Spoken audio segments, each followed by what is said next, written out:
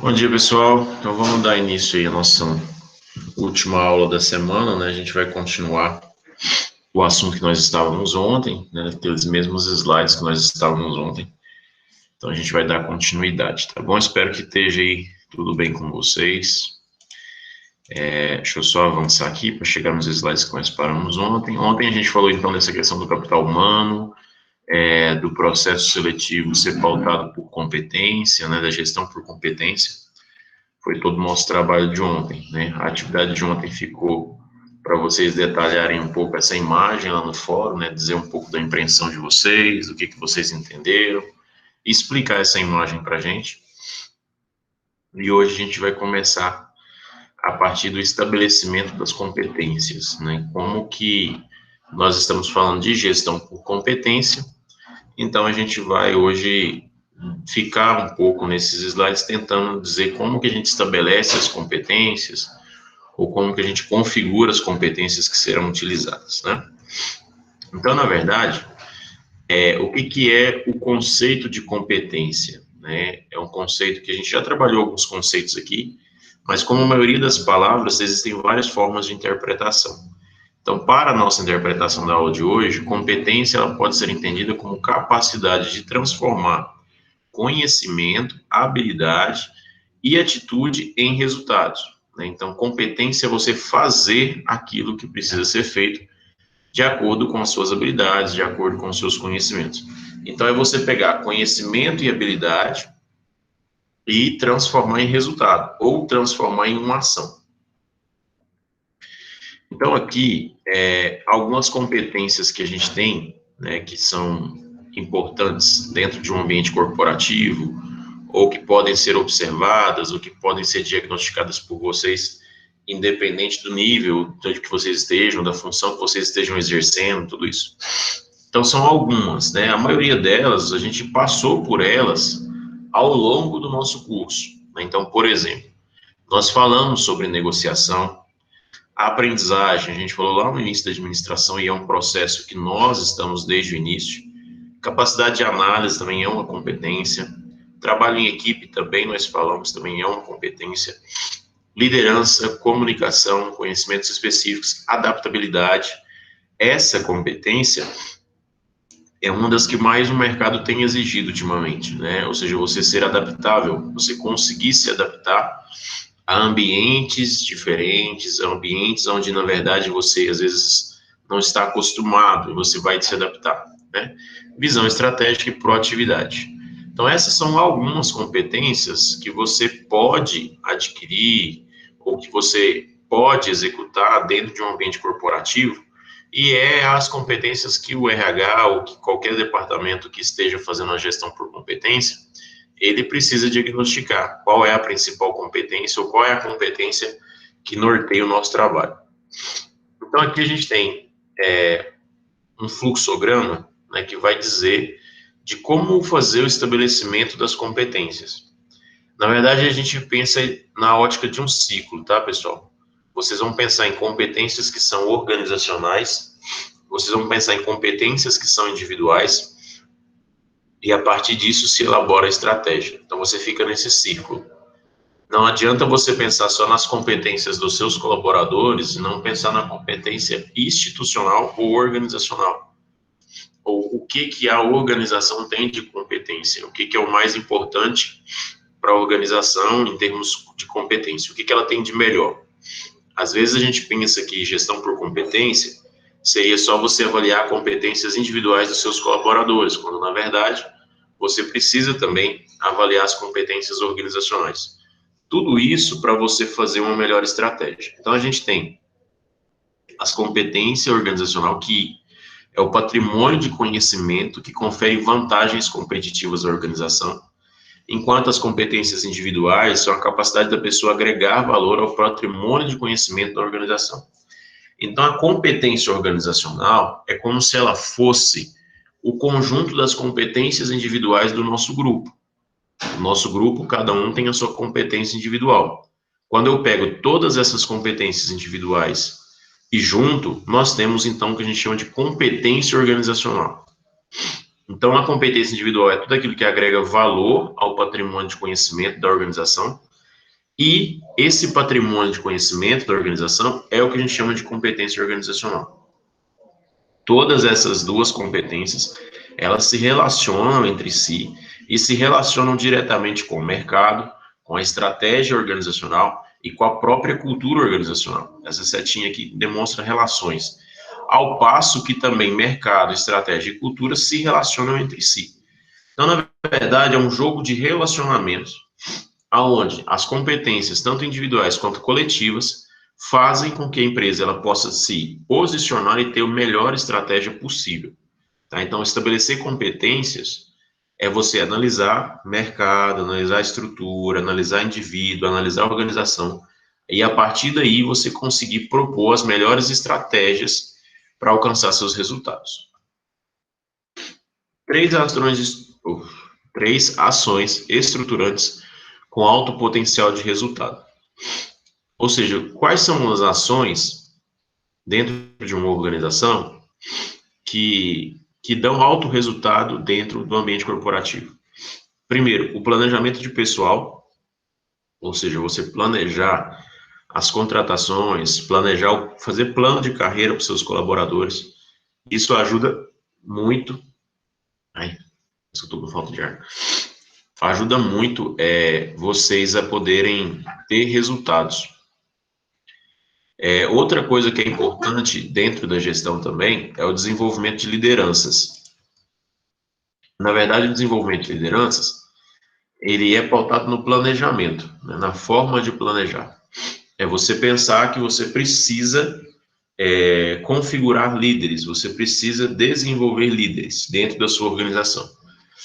Tem organizações que elas não pensam no desenvolvimento das lideranças. O não pensar no desenvolvimento das lideranças significa não estar preocupada com a sucessão, com o futuro da organização. Então, a partir do momento que você não pensa que precisa se desenvolver novas lideranças, você está quebrando um processo de evolução da sua organização. E também fere um pouco a gestão da competência, porque quando você não desenvolve, significa que você contrata esses líderes externos. E a gestão por competência nos diz que devemos formar os nossos líderes, né? A empresa ela precisa, dentro do seu grupo, formar líderes, formar gestores, ao invés de contratar essas figuras, né? Então, isso é a gestão por competência, que é, né, o eixo principal da nossa aula. Então, quais são ações que produzem grandes resultados? Planejar pessoal, desenvolver líderes e aplicar na gestão de pessoas a gestão baseada em competência. É você fazer a gestão das suas pessoas pautadas nas competências que elas têm, nas competências que elas querem desenvolver. Aqui a gente vai parar um pouquinho para poder falar sobre o modelo de desenvolvimento de liderança. O que é o modelo de desenvolvimento de liderança? Como desenvolver líderes? Por que é importante? Eu já disse da importância. A gente desenvolve líderes para poder ter um processo de sucessão dentro das organizações. Você poder substituir uma pessoa que já está num processo de aposentadoria por alguém que já é da sua organização, que conhece a cultura organizacional e que vai fazer um bom trabalho. Então, na verdade, você precisa de ter esse processo de desenvolvimento de liderança. E aqui a gente vai entender um pouquinho dele. Primeiro, entender a necessidade de desenvolvimento e se comprometer a fazê-lo. Processos que ampliem a conscientização sobre a necessidade de desenvolvimento e ampliem o comprometimento pessoal com o aprendizado. Então, primeiro você tem que se comprometer com esse processo de formar novos líderes, né? É um comprometimento. A primeira fase é de comprometimento, não só do departamento que vai promover o desenvolvimento, que é o Departamento de Recursos Humanos, como também das pessoas. As pessoas que vão ser treinadas, elas também precisam ter um comprometimento pessoal com o aprendizado. Então, isso volta lá no processo seletivo, que eu preciso contratar pessoas que estejam de acordo com o princípio da nossa organização. Nossa organização preza por um desenvolvimento contínuo. Então, eu preciso contratar pessoas que não se importem com esse processo de aprendizagem. Então, o primeiro passo para desenvolver líderes é ter comprometimento não só da organização, como também das pessoas que serão desenvolvidas ou formadas. Depois a gente vem para a formação. A formação, na verdade, é você adquirir as competências, né? O processo de formação é quando você dá as competências às pessoas ou aos colaboradores. São ações educacionais para a incorporação de novos conhecimentos e ou aprimoramento de habilidades. Então, na segunda etapa, você vai para as aulas, você vai para os cursos, você vai para as palestras, você vai para as experiências que precisam ser repassadas àquele grupo ou à sua organização de uma maneira geral. É o processo formativo. Depois que você forma essas pessoas no passo 2, você precisa vir ao passo 3, que é a aplicação. É, na verdade, aquelas pessoas que você capacitou, colocar em prática tudo aquilo que foi vivenciado.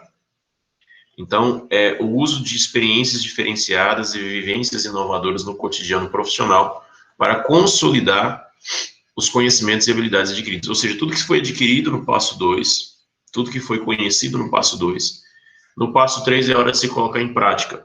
Lembrando que, desde o início até o final, o departamento de RH, ele precisa acompanhar.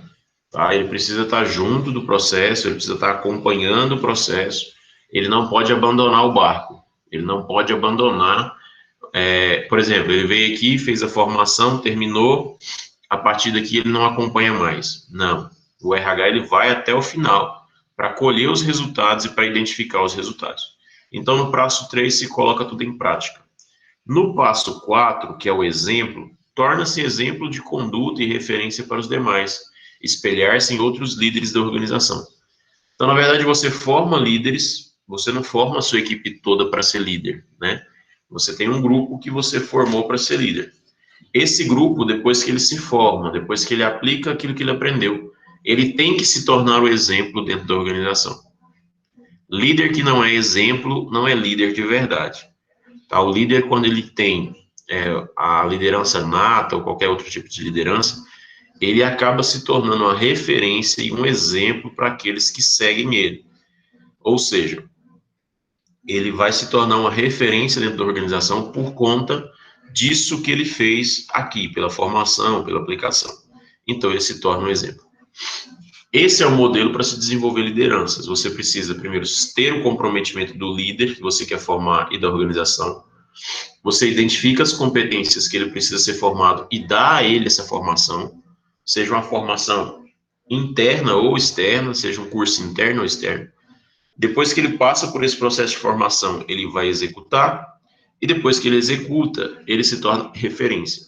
E é justamente nesse tornar referência no exemplo que está o desenvolvimento da liderança. Porque, na verdade, ele se tornando um exemplo, outras pessoas vão se espelhar nele para também buscar o processo de desenvolvimento. Ó, se fulano conseguiu se formar líder, eu também consigo. E aí você tem o processo de motivação. Você estimula as pessoas a se comprometerem com o aprendizado.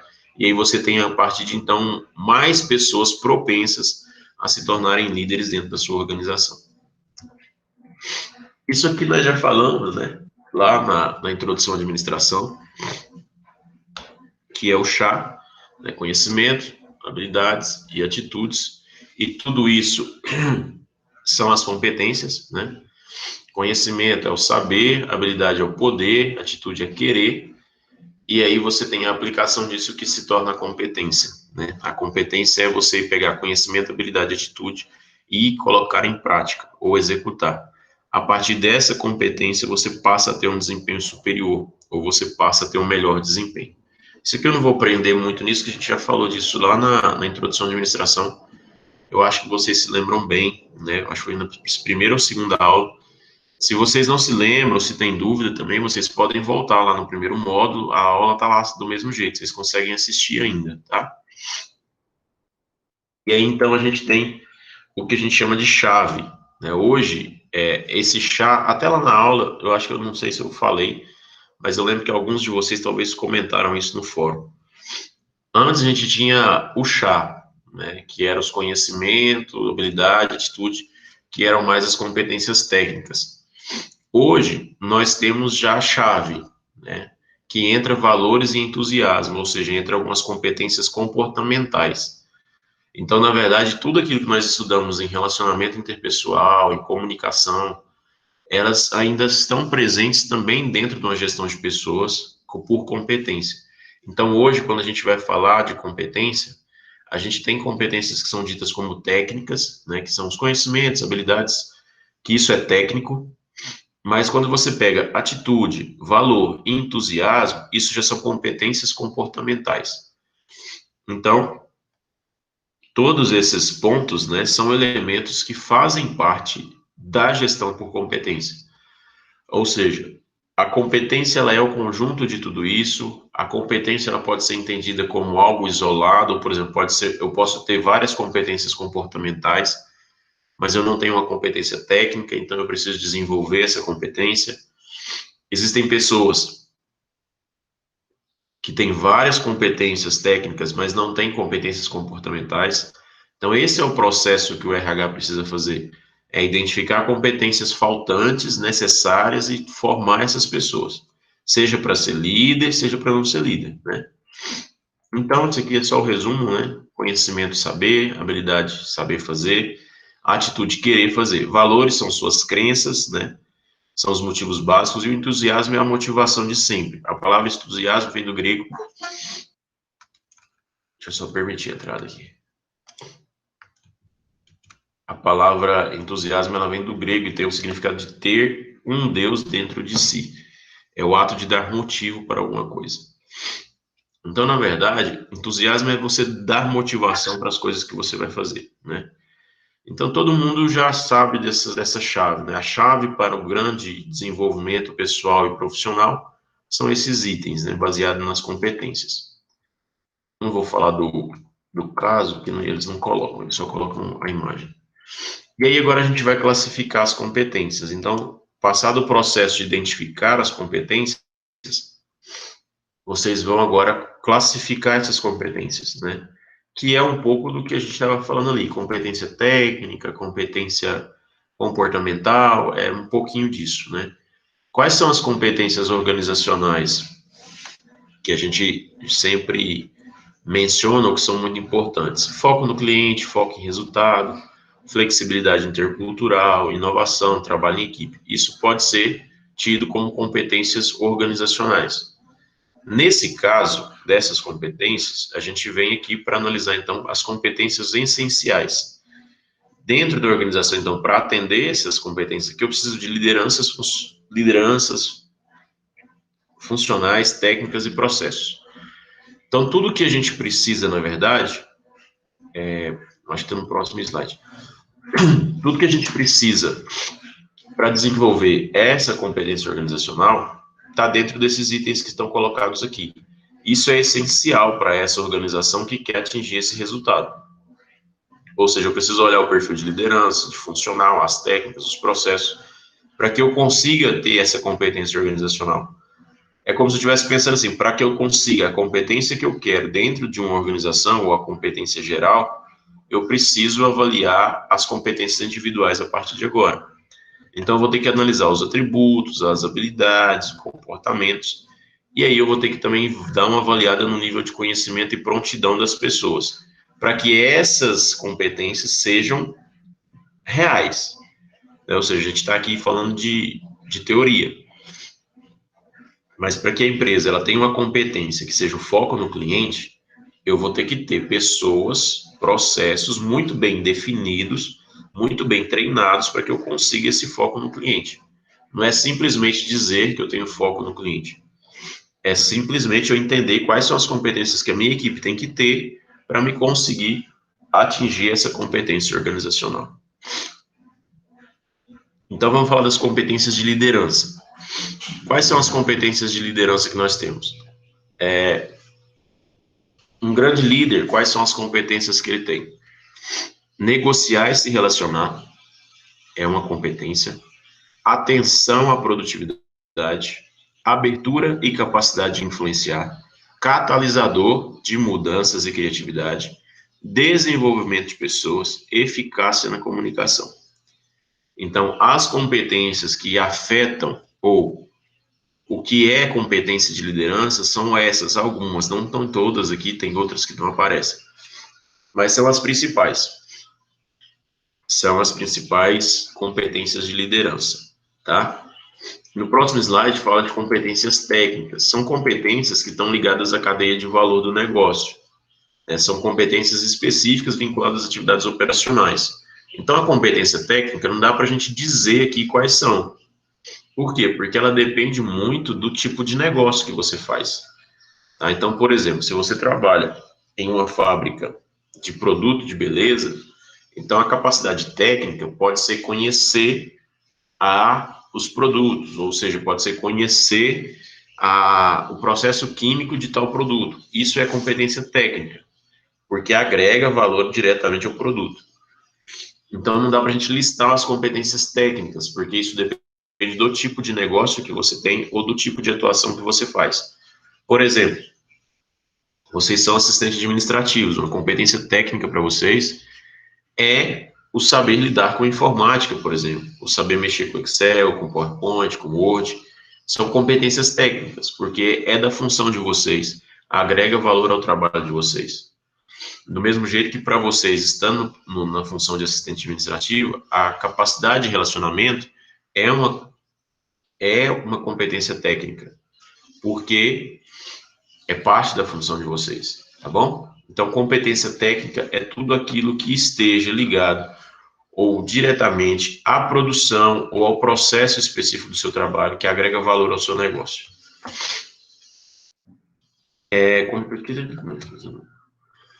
Competências essenciais, a gente falou delas aqui atrás, falou. Sugestões de competência. Competências, habilidade, conhecimento, habilidade e comportamento que precisam ser adquiridos e desenvolvidos por todos os empregados no âmbito individual. Aqui tem um exemplo, né, dessa empresa que, na verdade, acompanha o Vale do Rio Doce, e tem a Universidade Corporativa, que é a Valer, né? A empresa se chama a Companhia do Vale do Rio Doce, acho que a maioria de vocês conhece, e eles criaram uma universidade corporativa, que chama Valer. O que é isso? Tem competências que a empresa julga essencial para todos. Tem competência que é para todo mundo. E aí você precisa gerar o conhecimento de forma ampla, né? Então, a Companhia Vale do Rio Doce, ela criou quase que uma universidade dentro dela para dar essas competências que ela julga essenciais e outras competências também. Então, por exemplo, todo mundo precisa ter boa comunicação. Então, nós vamos fazer um curso de comunicação empresarial para todos. Isso são competências essenciais. São aquelas que são necessárias para qualquer nível dentro da organização, tá? Aí a gente tem o que a gente chama de competências gerenciais, que já é um pouco diferente do essencial. Quando a gente fala de competências essenciais, é que todo mundo precisa para a organização atingir o objetivo. Quando a gente fala de competência gerencial, a gente já está falando de conhecimento e habilidade que são necessárias para a liderança, né? Que tem muito a ver com as competências de liderança que a gente falou. O mesmo exemplo, né, está aqui, a Vale do Rio Doce tem também esse tipo de formação. E, na verdade, está muito pautado em planejamento e orientação estratégica,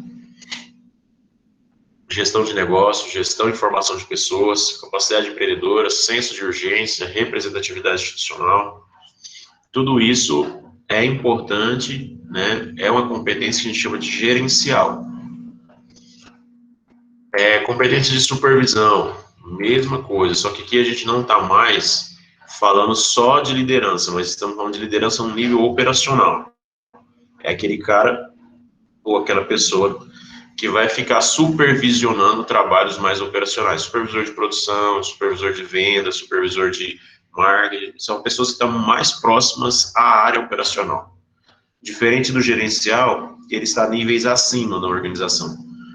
A supervisão, ela sempre está muito próximo, né, muito próximo mesmo do setor operacional, seja ele qual for, dentro da sua organização. A gente vai entrar num assunto agora muito chato, um pouco delicado. Alguém, eu acho que mandou uma pergunta aqui, não sei o que foi. Ou não? Não, só um barulho mesmo. Poder nas organizações. É muito complicado a gente falar disso, né? É um assunto polêmico, é um assunto que a maioria de vocês talvez já tenham vivenciado situações assim. Eu vivencio recentemente não, né? Atualmente, uma situação muito parecida com a que a gente vai conversar aqui no meu ambiente de trabalho, né? Vamos primeiro conceituar poder, né? Usa-se a palavra em vários sentidos. Poder da burocracia, poder do pensamento positivo, poder do chefe, poder do mercado, entre outros. O poder é uma relação porque ele só existe se existir alguém sobre o qual ele é exercido, certo? O poder ele só existe se existir alguém por quem ele pode ser exercido, ou sobre quem ele pode ser exercido. Então, a gente tem vários livros que falam sobre o conceito de poder e o quanto que isso é perigoso para as organizações, para a vida, de uma maneira geral, mas para as organizações principalmente, né? Por que que é difícil? Ou por que que é complicado? Porque as pessoas não sabem lidar com o poder, né? Na palavra poder, na verdade, ela não deveria existir da forma que ela existe dentro de uma organização. As pessoas às vezes confundem muito o poder ou a liderança com o poder, né? Ou seja, eu estou num cargo de gestão, então eu tenho um determinado poder sobre as pessoas, elas precisam me atender a tempo e a hora, eu sou um ser supremo, é algo nesse nível. E na verdade não é essa a definição que nós deveríamos utilizar, né? O poder ele está vinculado a quem conduz, né? Aquele que está à frente. Mas o poder em si que as pessoas têm, a concepção, é aquele poder de influenciar, de mandar, de ser sempre atendido, de ser sempre o que fala vira lei, entendeu? Então, poder são as pessoas que exercem poder, podendo valer-se para tanto de estruturas, estratégias, objetivos, informações, entre outras coisas. Então, são pessoas que exercem, né? Mas essas pessoas, na maioria das vezes, elas exercem de uma forma muito ruim. Poder é a capacidade de impor a própria vontade e objetivos a outras pessoas, inclusive as relutantes. O poder ele pode ser exercido de diversas formas.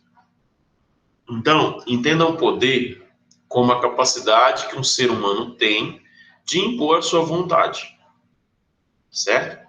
Então, quem tem o poder na sua casa? Ah, é meu pai, é minha mãe.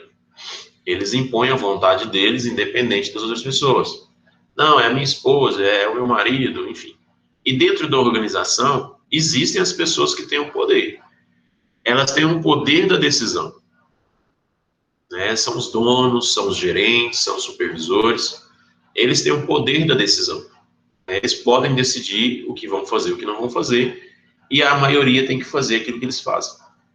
Mas quando esse poder é exercido de uma maneira equivocada, os prejuízos são muito grandes em termos de relacionamento, em termos de produtividade.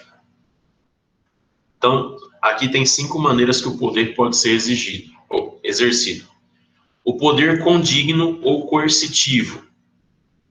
Esse poder é aquele ameaçado, tá? Você é coagido, você é colocado para fazer por medo, tá? Você não executa as coisas porque você concorda ou porque você vai ser recompensado. Você só faz porque você foi coagido. Coagido significa acuado. Você foi pressionado, ou você faz, é eu que mando. Então é um poder coercitivo, coerção, né? Obrigação, obrigado. O poder compensatório é quando ele é exercido em recompensa a alguma coisa, tá? Você vai fazer, mas em troca disso você vai ser compensado, tá? Você vai ser recompensado de alguma forma. O poder condicionado é quando você exerce ele condicionado a alguma situação, a algum acontecimento, né? Legitimado e técnico são os dois níveis de exercício, né? Quando você exerce o poder de forma como é que eu vou usar uma palavra? Mais democrático possível. O poder, quando ele é legitimado, Ou seja, você conduz ou você toma as decisões porque foi te dado esse poder pelo grupo. Então, ou seja, o seu poder ele é legitimado. Por exemplo, é o caso de presidentes, né? Presidente, governador, prefeito. O poder dele é legitimado, porque na verdade ele foi eleito, né? Então ele está lá representando um grupo, ele tem poder legitimado. E poder técnico, que é quando na verdade a pessoa toma a decisão porque ela conhece tecnicamente o processo ou o produto. Então, ou seja, não tem outro para tomar essa decisão, não tem outro para exercer que não seja ele, tá? Assumir uma postura pessoal perante a questão do poder e da política institucional. Para garantir um contrato claro para a mudança, é necessário criar não só autoridade, mas também legitimidade. Esse ponto aqui é o que mais não acontece nas instituições, nas organizações. Eu tenho autoridade, eu tenho poder, mas eu não tenho legitimidade. Ou seja, eu não sou reconhecido pelas pessoas que eu lidero como uma autoridade, entende? Então você precisa repensar isso toda vez que você assume um cargo de liderança. Você está recebendo autoridade, você está recebendo um cargo, uma função, mas às vezes você não é legitimado, porque o seu grupo não legitima o seu poder, tá? E isso é ruim, isso gera um relacionamento pessoal fraco, isso gera crise de produtividade, tá? Quando você assumir cargos de gestão, ou mesmo que você não assuma, você pode avaliar as pessoas que te lideram, né? Identificar os focos de resistência e tentar lidar com eles o mais cedo possível. Então, para o poder ser bem exercido, você precisa identificar de onde vêm as resistências. Por que existe resistência para fazer o que eu peço? Por que existe resistência em relação à minha pessoa? E aí você tentar resolver. Mas não é resolver demitindo a resistência. Porque geralmente a resistência tem nome, sobrenome, né? E não é demitindo ela que você vai resolver. Você vai, na verdade, piorar a sua situação. Você precisa identificar e tratar esse problema, conversar e tudo mais. Atua sempre com possível com base em entendimentos, cara a cara. Age depressa para construir credibilidade e legitimidade, tornar-se um insider, um líder. Ganha adesão das pessoas mais afetadas pelas mudanças. Por que que acontece? Às vezes, o processo de indicação de um poder ou de uma liderança é uma grande mudança para a equipe. Por isso que o termo mudança aparece algumas vezes aqui. Você vai mudar um líder do setor, e você é esse novo líder. Você é esse novo gestor, você é essa nova pessoa que tem autoridade sobre aquele grupo e vai entrar ali para fazer um processo de mudança. Então você precisa trazer as pessoas para perto. E aí o que eu quero mais chamar a atenção aqui é justamente o papel que tem o relacionamento interpessoal aqui também. Não basta ser líder, não basta saber mandar, não basta saber coordenar. Você precisa saber se relacionar para que isso seja o mais ameno possível, para que as coisas aconteçam da melhor forma possível. Apresentar os seus argumentos enquadrados nos objetivos da organização, apresentar os seus argumentos de forma racional, assertiva, amigável, procurar estabelecer recurso indispensável, isto é, como ponto de passagem obrigatório, procurar obter o controle de outros recursos, tornar a sua atuação tão visível quanto possível, procurar obter apoio de um patrocinador de referência, bem posicionado na hierarquia, apoia a tua chefia direta. Isso aqui, pessoal, são comportamentos, dicas para exercer o poder de uma forma menos agressiva. Eu vou usar o meu exemplo, vocês não conhecem mesmo a pessoa, né, com quem eu trabalho, enfim. Mas é o único exemplo que eu tenho na mente agora para poder ajudar vocês. Eu trabalho numa instituição, trabalho no departamento de educação à distância, nós temos uma equipe de 12 a 15 pessoas, e eu faço parte da equipe, a gente tem coordenadores, e a gente tem um coordenador pedagógico, um coordenador geral.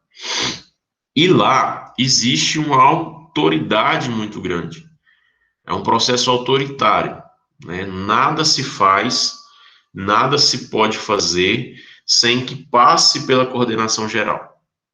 Por mais simples que seja a solicitação, por mais simples que seja o procedimento, tem que passar pela coordenação geral, né? Ou seja, é centralizadora, tudo precisa passar lá.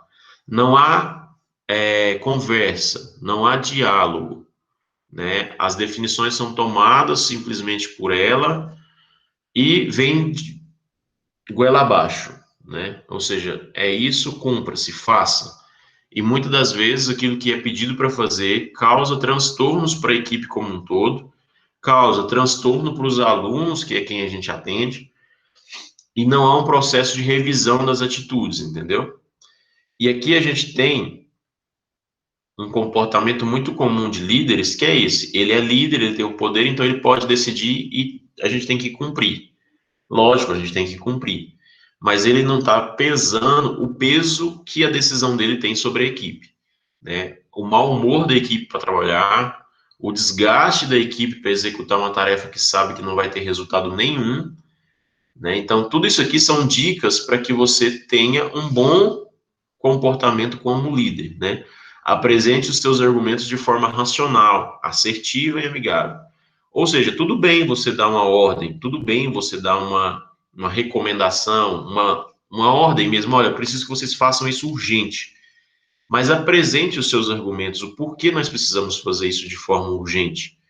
Seja assertivo, fale de uma forma amigável. Não simplesmente, olha, é isso que vocês têm que fazer, pronto, acabou. Tá? Outra coisa que é importante é isso aqui, ó, torna a sua atuação tão visível quanto possível. Né? Você é um gestor, você tem as coisas que você precisa fazer que ninguém vai saber, mas você precisa ser transparente na sua gestão. Né? O poder em si, ele não vem acompanhado de isolamento. Né? Você pode tomar as suas decisões, você pode fazer o que precisa fazer, mas você pode deixar isso mais claro para as pessoas, principalmente as pessoas que você coordena, tá bom? E aí, esses dois itens aqui, que é um pouco estranho, né? Mas é importante para quem é líder, é você procurar um patrocinador interno, ou seja, alguém que está posicionado acima de você na hierarquia que te acolha, né? Geralmente acontece muito isso. Se você tem dentro da organização alguém que é seu padrinho, né, que te colocou lá dentro, ele está numa estrutura maior, busque sempre o apoio dele. Porque qualquer atitude que você tome, ele vai poder sempre te ajudar. E apoie sempre a sua chefia direta, né? Isso é normal, a gente sempre tem que apoiar são os nossos superiores, né? Se ele é meu superior, eu preciso apoiar ele. Se ele está errado naquilo que ele está fazendo, e eu vou dizer para ele. Se ele está errado e eu não posso dizer, eu simplesmente não apoio e fico na minha. Né? Então, mais ou menos isso que vocês precisam também entender. E aí a gente vai encerrar aqui hoje, pessoal, falando esses dois últimos slides aqui, tá?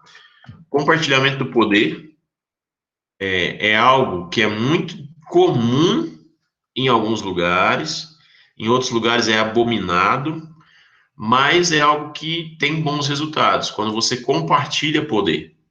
Eu sou supervisor, diretor de uma organização, mas o meu poder é compartilhado. Eu tomo decisões, mas são decisões gritantes, né, que estão no meu nível. As decisões de nível operacional, eu não interfiro. Eu gosto de saber a decisão que foi tomada, mas eu não vou interferir. Então, na verdade, compartilhar poder é algo bom para a organização. E é algo bom para as pessoas, porque tira a sobrecarga de uns e enriquece outros, né? Então, a visão da empresa deve ser a de processo, não de hierarquia. Nesse processo, faz necessário compartilhar o poder, porque, contraditoriamente, se dividir, o poder se multiplica. Consequentemente, faz necessário aprender coletivamente, focar o desempenho das equipes, adquirir, produzir e compartilhar informações, tanto as operacionais quanto as táticas. Na verdade, quando a gente fala aqui, ó, a visão da empresa deve ser de processo, não de hierarquia. A gente fala de hierarquia horizontal, né? Que é todo mundo no mesmo nível. Mas o que a gente tem que ter foco não são nas hierarquias que são construídas, né? Não são na estrutura que é posta. A gente tem que ter foco, na verdade, nos processos, né? Eu não tenho que focar nos cargos, mas nos processos. Quais são os processos que existem? Quem é a melhor pessoa para tomar as decisões sobre esse processo? E não em qual processo se encaixa com tal pessoa. Não é assim. O certo é nós pensarmos o processo e depois do processo pensarmos as pessoas. Então, o poder ele precisa ser compartilhado, ele precisa ser disseminado, porque a partir do momento que você divide o poder com pessoas, o poder se multiplica, né? Ou seja, aquilo que um só fazia, agora 5, 6 têm autonomia para fazer. E acaba que as decisões, de forma mais generalizada, elas acontecem mais rápido, elas acontecem de forma mais assertiva. Às vezes, por exemplo, eu sou gestor, mas eu gerencio toda a fábrica. E aí tem um cara lá da produção, ou as pessoas da produção, que nem me conhecem. E aí eu estou tomando decisões que afetam diretamente eles, e eles não se sentem bem. Eu não tenho legitimidade. Então, se eu pego o poder que está atribuído a mim e distribuo com outras pessoas, às vezes a decisão agora vai se tornar mais fácil, porque eles se sentem legitimados por quem está lá com eles, entendeu? Então, o processo do poder, ou pensar o poder, é algo importante para a organização. E, por final, os 4 elementos que estão associados ao poder, né? A personalidade, como conquistar poder dentro de uma organização? Quais são as características, os 4 elementos principais? A personalidade da pessoa, né? Geralmente os líderes ou a pessoa que assume poder em uma organização são pessoas dinâmicas, que têm senso de oportunidade, que sabem negociar, que têm habilidade de relacionamento, isso nem sempre, e que têm motivação. São pessoas que têm um determinado status social, que são as relações, né, o network, que algumas pessoas conseguem criar. Não é algo que possamos desprezar. Então, por exemplo, qual que é a sua rede de relacionamentos dentro da organização? Isso te ajuda a atingir o poder dentro de uma organização. Isso te ajuda a ser colocado em uma função maior, né? Ou seja, é preciso ter relacionamentos com o diretor, com o supervisor, é preciso ter amizade com essas pessoas, é preciso ter um network ali, que são as suas relações, sua rede de relações. Autoridade formal. A posição da hierarquia também é fonte de poder, não o poder próprio dos líderes, mas dos chefes. Às vezes, né, o líder ele não tem poder por conta das suas competências ou até por conta da sua personalidade, mas por conta da função que ele está. Ele pode não ter personalidade, ele não pode ter rede, mas ele está numa função. Ele foi contratado para uma função que veio com poder de lambuja, né? Ou seja, ele foi contratado para diretor. Ele pode não ter os outros elementos, mas ele é uma autoridade formal constituída. E aí a autoridade da competência diz respeito ao vasto conhecimento que algumas pessoas têm da empresa, força, fraqueza, legislação. É o caso das pessoas que estão lá velhíssimas dentro da sua organização, que não saem e que não perdem o poder, porque elas conhecem a organização muito melhor do que qualquer um de que está lá. Ou seja, é a autoridade constituída pela competência, né, ou pelo tempo, ou pelo conhecimento. Beleza? Pessoal, vocês têm alguma pergunta específica do que a gente conversou hoje? Ou tá tranquilo? Vocês querem falar alguma coisa? Podem ficar à vontade.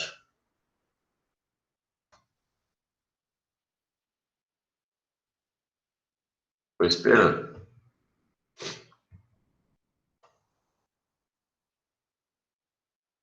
Não?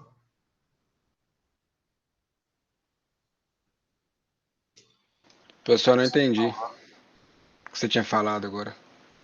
Eu deixei aberto para vocês fazerem perguntas ou dúvidas, se vocês tiverem. Ah, tá. Pessoal, a atividade que eu vou deixar para vocês hoje vai seguir a mesma lógica da de ontem, que é vocês fazerem um comentário de vocês sobre esse modelo de desenvolvimento de lideranças. Ou pode até se substituir modelo de desenvolvimento de liderança ou desenvolvimento de pessoas, porque é a mesma coisa, tá? Você desenvolver pessoas também tem muito a ver com esse mesmo círculo, não muda. Eu vou deixar essa imagem para vocês e quero que vocês comentem sobre a percepção de vocês sobre esse desenvolvimento, do quanto isso é importante para a organização, se isso traz resultados positivos, quais são os tipos de resultado que isso pode proporcionar.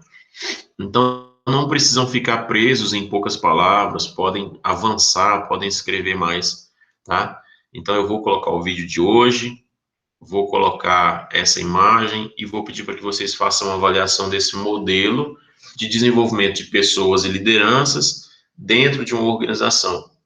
Qual que é a importância? Lembrem-se de usar as palavras mais chaves, né? As competências, né? O levantamento das competências. Porque antes de eu começar esse processo aqui, eu preciso saber quais são as competências que eu preciso desenvolver, eu preciso saber quais são as competências que a organização quer para si. Então, esse preâmbulo vocês precisam também colocar nas respostas de vocês, certo? Deixa eu parar essa apresentação aqui. Pessoal, é isso. Eu vou pedir desculpas a vocês, eu estou um pouco, cabeça muito ruim, um pouco de gripe, né? Eu estou um pouco até com medo, na verdade, de alguns sintomas que eu estou sentindo, mas eu vim da aula, até pensei de não vir, mas falei, eu vou lá, tá preparado, eu vou falando devagar, a gente consegue terminar a aula, né? E peço desculpas se ficou falhado alguma coisa, se eu me perdi em alguma vez aí no vai lá, vem cá, porque parece que minha cabeça não tá muito legal, não. Mas é isso a aula de hoje, espero que vocês possam fazer as atividades. As atividades que estão abertas ainda, por favor, façam. Eu nem estou pondo atividades muito pesadas esses 2 últimos dias, para ver se vocês atualizam as atividades, não deixam nenhuma sem fazer, porque na semana que vem a gente já fecha o curso, né? Então a gente precisa estar com as atividades em dia, para não atrasar os certificados, porque se, por exemplo, fulano ainda está com a atividade aberta e o Thales não fechou nota. E aí eu não fechar a nota, eu não envio a nota, o certificado pode demorar mais tempo. Eu não sei quanto tempo o certificado vai demorar, mas quanto mais eu demorar para entregar a nota final, mais tempo o certificado vai demorar, isso é certeza. Né? Porque o certificado é emitido em Goiânia, então tem um procedimento para ser feito, né? Eu preciso fechar a nota, mandar. Então, se a gente demorar a fechar as notas semana que vem, então o certificado que já ia demorar um pouco, pode demorar mais ainda, né? Deixa eu ver quem perguntou alguma coisa aqui. Josias perguntando qual é o último dia de aula. Josias, deixa eu olhar aqui no cronograma da professora aqui, peraí. Eu acho que é terça-feira. Peraí que eu vou olhar o cronograma. Relaxa. Documentos, cronograma.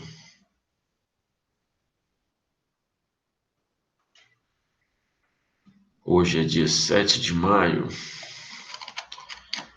Deixa eu ver, 7 de maio. É dia 11 de maio. Então é na terça-feira. A gente tem segunda e terça, né? Deixa eu ver se é isso mesmo. 7, 8, 9. Segunda e terça. Terça-feira é nosso último dia de aula, tá? Desse componente. Terça-feira. Aí, quando for na segunda ou na terça, eu vou disponibilizar uma atividade final, que vai ser no estilo de uma... Não é prova, não precisa preocupar, não é prova. É tipo uma lista de exercícios, igual vocês fizeram no outro de língua portuguesa. Só uma atividade mais fechada para fechar a nota, para ter uma avaliação melhor. Mas vocês são avaliados por tudo, entendeu? O conceito de vocês leva em consideração fórum, leva em consideração as notas que eventualmente eu coloco numa atividade ou outra. Mas na segunda ou na terça a gente vai colocar uma avaliação final, que não é do curso, tá, pessoal? Final do módulo, que vai ter algumas perguntas mais objetivas para vocês responderem, tá bom? Pessoal, obrigado pela participação de vocês. Meia horinha eu subo o vídeo, coloco lá na plataforma e põe no grupo para vocês responderem, tá bom? Qualquer dúvida que vocês tiverem, pode mandar mensagem no WhatsApp, a gente está disponível, tá bom? Abraço, boa sexta-feira, bom final de semana para vocês também, tá? Saúde e paz aí para vocês.